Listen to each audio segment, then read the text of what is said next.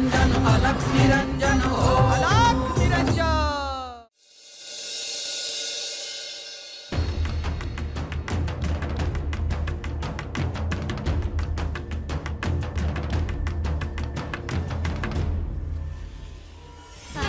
आता यानंतर केवळ मीच तुमच्या आयुष्यात असणार आहे।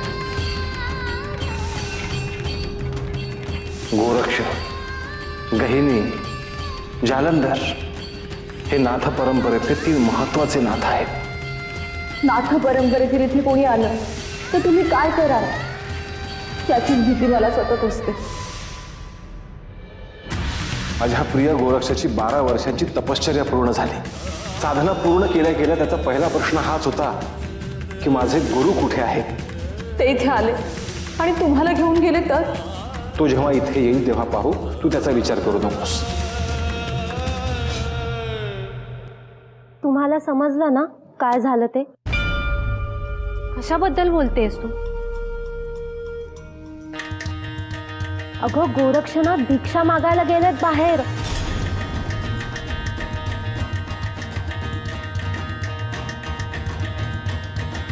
देवींना हे समजलं तर काय होईल? मी देवींना सांगून येऊ का? अगं तुला काही काम नाही म्हणून काम करायला जातेस का आता?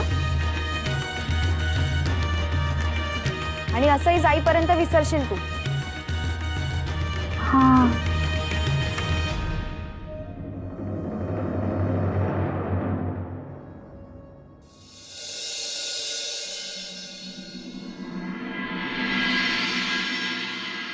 मैनावती,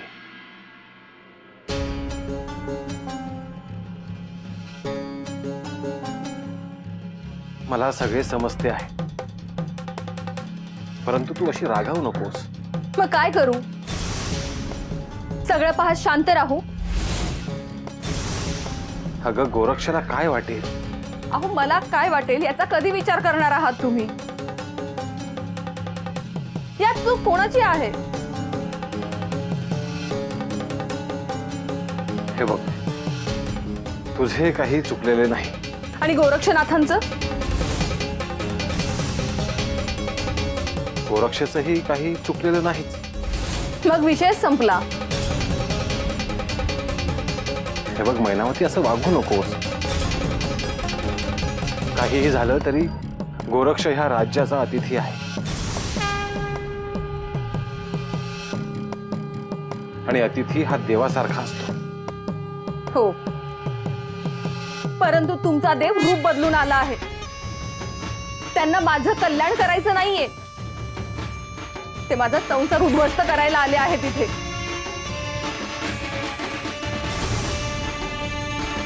मैनावती, अगं कानिफाही इथे येऊन गेला ना। गोरक्षनाथ काहीही करू शकतात।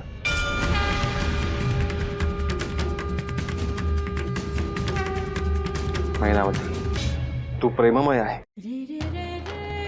ममत्व आहे तुझ्यामध्ये, त्यामुळे गोरक्षाशी वागताना इतकी कठोर नको होऊस। हो, पण वसंतोत्सवाची किती स्वप्न पाहिली होती मी, किती तयारी केली होती, परंतु त्या उत्सवाचा सर्वनाश झाला। वसंतोत्सव सुरूच राहील मैनावती। हो, पण मला आता तिथे जाण्यात काही रस नाही राहिलेला। बोलशील तरी त्याच्याशी? अहो मी काय बोलणार? सगळीकडे चर्चा सुरू असणार, त्यात ते भिक्षा मागायला गेले। कशाची उत्तर देऊ मी?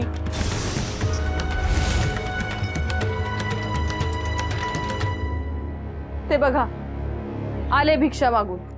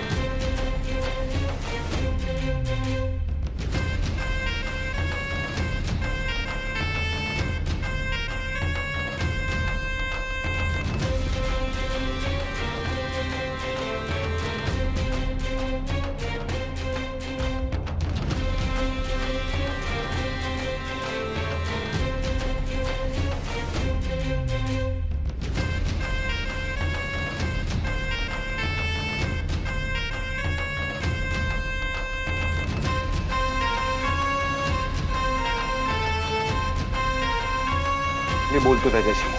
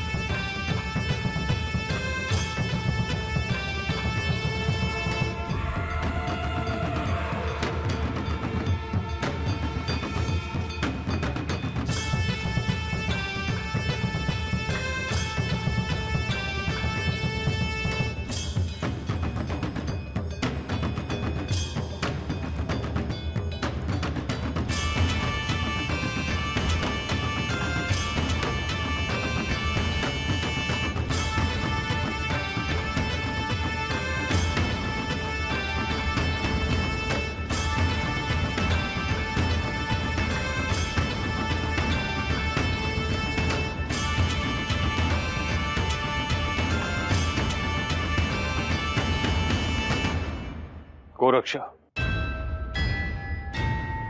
अरे हे तू काय करतो आहेस?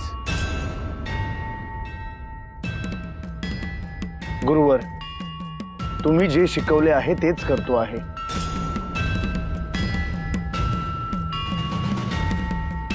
परंतु तू राजवाड्यासमोर चूल पेटवली आहेस.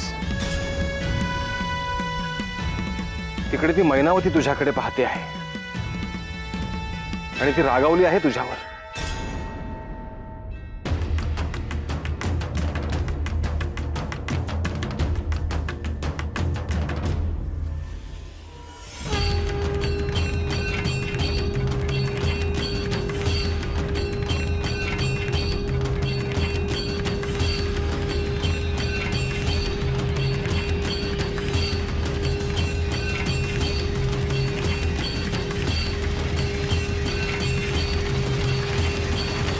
गुरुवर, प्रश्न जर मी राजवाड्यासमोर चूल मांडली आहे असा असेल तर मी इथून दुसरीकडे जातो. खरा प्रश्न वेगळाच आहे गोरक्ष.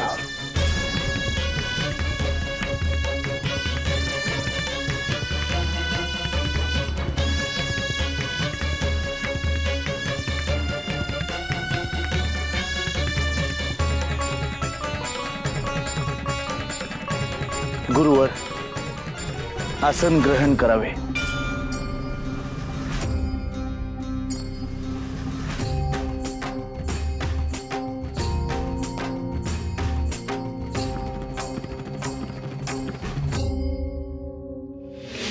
अलख निरंजन अलख निरंजन अलख निरंजन हो अलख निरंजन अलख निरंजन अलख निरंजन हो अलख निरंजन हो अलख निरंजन.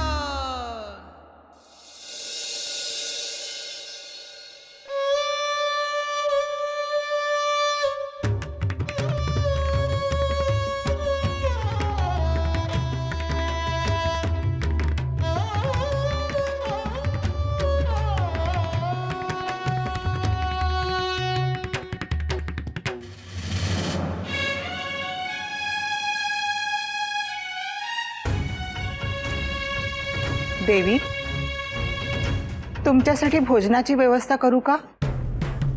नाही. मीनाथ कुठे आहे? ते देवघरात आहे. मला भोजन नको आहे.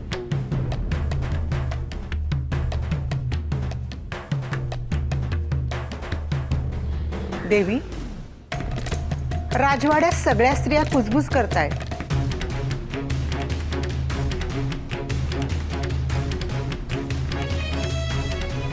हो ना, राजधानीत आणि पर्यायाने राज्यातही चर्चा होणारच.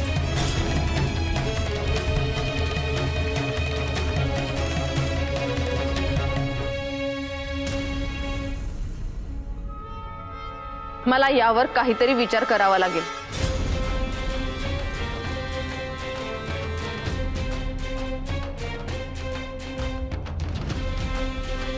परंतु देवी, गोरक्षनाथांकडे पाहून ते ऐकतील असं वाटत नाही.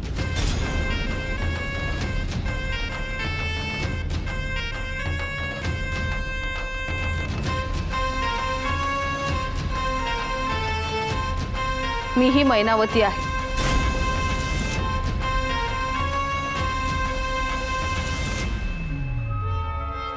त्यांनी जर ऐकले नाही तर काय करायचे हे मी पाहीन.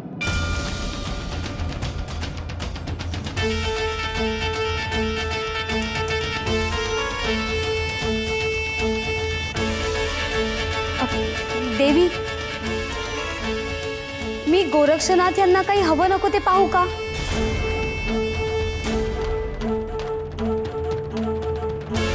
नाही, त्यासाठी श्रीनाथ आहे.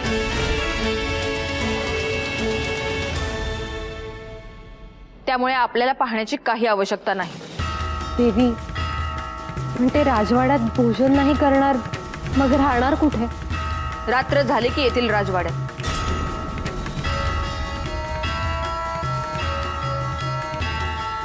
सुखाची झोप कोणाला नको आहे.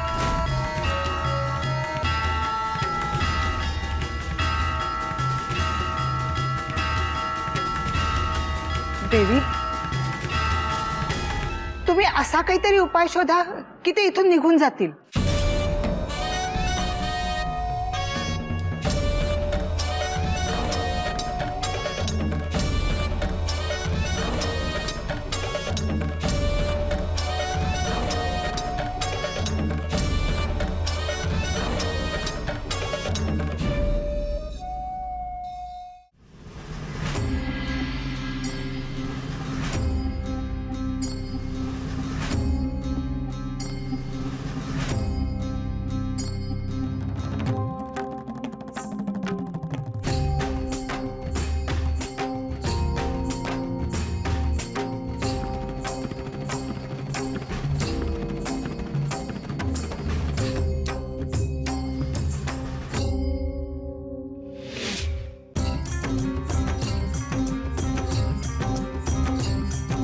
गुरुवर, भोजन करावे.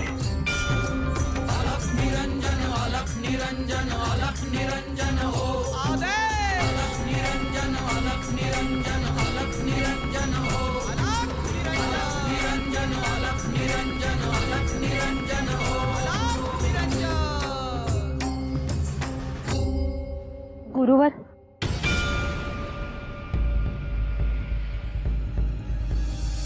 देवींनी आपल्याला बोलावलं आहे. देवींना सांगा की गुरुवर भोजन करून येतील. परंतु देवीने त्यांना तात्काळ बोलवले आहे. तुम्ही पुढे व्हा, मी येतो. देवींनी अजून भोजन केलेले नाही. त्या तुमच्यासाठीच थांबलेल्या आहेत. असं अन्नावरून कोणालाही उठवू नये. या तुम्ही.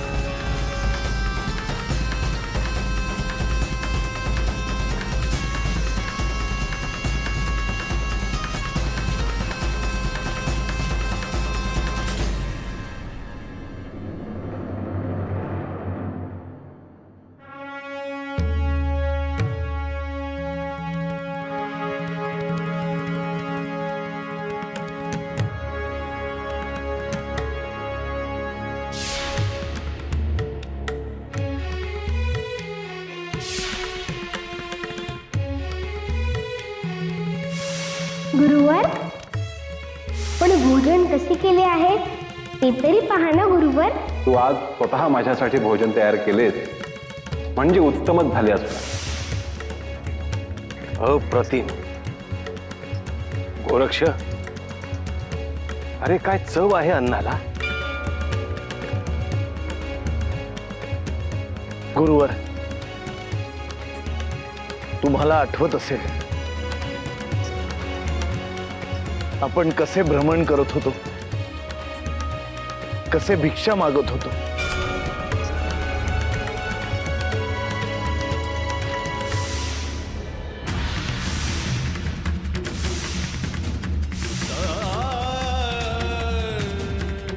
होय गोरक्ष,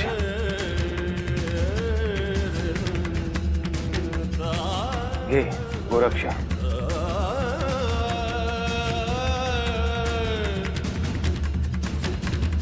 आज तुझे पहिले भोजन आहे. त्यामुळे हा पहिला घास माझ्याकडून तुला.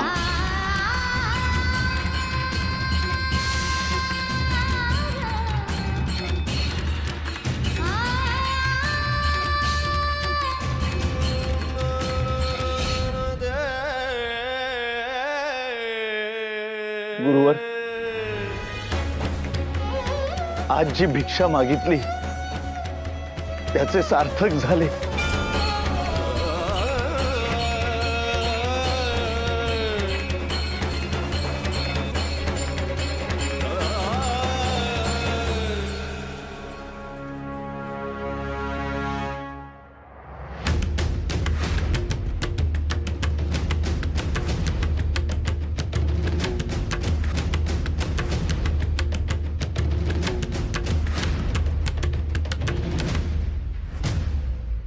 ऐकलं का त्यांनी तुमचं? तो तिथेच बसून आहे. हो, मग आपण आपली शोभा करून घ्यायची का? मैनावती, माझे असे झाले आहे, मी तुझेही ऐकतो आहे, त्याचेही ऐकतो आहे. दोघांचेही बरोबर आहे. निर्णय मात्र माझ्या हातात नाही. हो, पण राजवाड्यातलं अन्न सोडून हे भिक्षा वगैरे काय आहे तेही राजवाड्यासमोर. ही वार्ता गुप्त राहील का? तुम्हीच मला सांगा, राज्यातल्या स्त्रिया काय काय म्हणतील मला? हे बघ, गोरक्षला त्याच्या पद्धतीने राहू दे. म्हणजे मी सगळं सहन करायचं? कानिफा गेला तसा तोही जाईल मैनावती. ते इतक्या सहज होईल असं मला वाटत नाही. मलाच काहीतरी करावं लागेल. असं काहीही करू नको मैनावती की ज्याने मला त्रास होईल. तुम्ही पाहाच मी काय करते ते. पुरुष कोणीही असो, स्त्री पुढे त्याचे काहीही चालत नाही. मैनावती, माझा गोरक्ष हा आग आहे, त्यामुळे नको त्या गोष्टी करायला जाऊ नकोस. मग सांगा त्यांना की निघून जा इथून. त्यांना सांगा कृपा करून माझ्या संसारात विष घालू नका म्हणून. तो विष कालवायला आला नाही मैनावती. दिलं तर अमृतच देऊन जाईल तो. आता मला समजले मला काय करायचंय ते.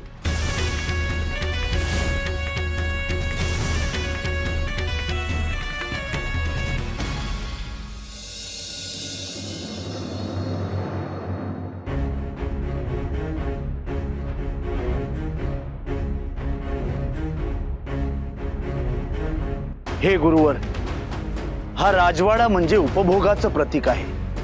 उपभोग घ्यावा, पण जे सत्तेत आहेत त्यांनी, ज्यांना हे सगळं भौतिक सुख हवं आहे त्यांनी. तुम्ही नाही गुरुवर. तुम्ही जे कार्य हाती घेतलं आहे ते पुन्हा सुरू करायचं आहे. माझ्याकडे फार अवधी नाही गुरुवर. आपल्याला एकत्रित इथून निघायचं आहे.